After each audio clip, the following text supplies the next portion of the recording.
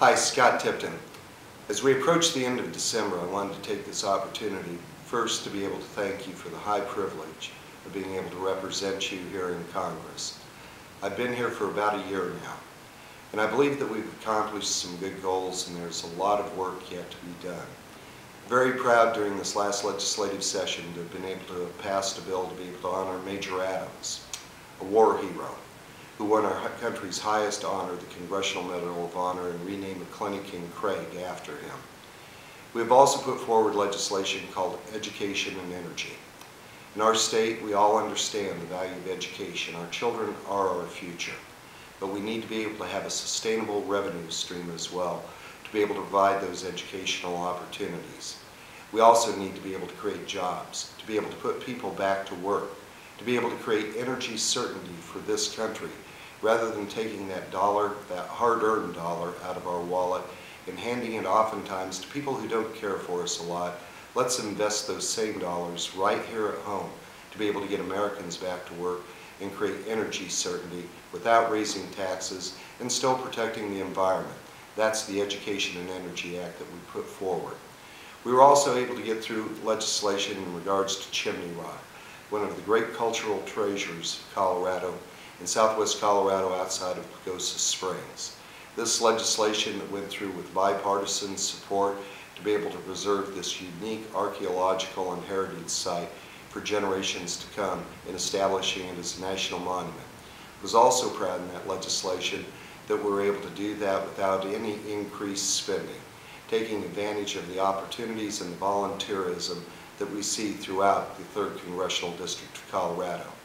Introduced legislation which cleared not only the subcommittee of natural resources but the full committee, and we expect to have it voted on early in this coming year, a hydroelectric bill, a jobs bill once again, to be able to get our people back to work, to be able to create clean energy in Colorado while protecting the environment. The last piece of legislation that we had to go through this legislative session was the Blue Star Mothers bill. As you know, we have many patriotic women in this country, and none more so than our Blue Star Mothers. We're able to expand the definition in the charter for Blue Star Mothers so that additional people could support our men and women in the armed services, those in active duty and those who have retired. This again was with bipartisan support, and we anticipate the President will be signing this shortly. So through this first year, we've been able to have some legislative accomplishments, but there's a lot of work still to be done.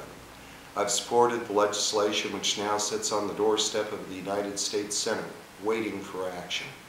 Because as I've traveled through our district, and it comes home to all of us, particularly during the holiday season, the importance of our families, and as parents, as grandparents, our ability to be able to provide for our families. That's the challenge that we face.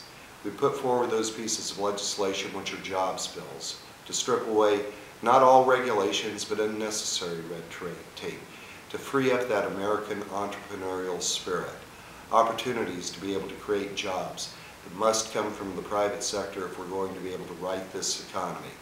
We'll call again on the United States Senate and on the President to join us in what is probably the most important task that faces Washington and our country right now.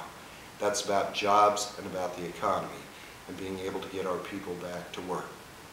You know, coming out of our district, we all know each other very well. We have hard-working people, people that love their families, love this country. If we stand and we work together, and we keep our eye on that horizon, and embrace what has made us the richest, the freest, and the greatest nation that this world will ever see, we'll overcome the challenges that this generation faces.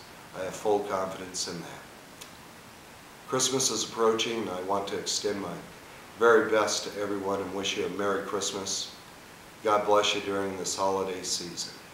And again, thank you for the high privilege that you granted me in being able to represent you in the Congress of the United States of America.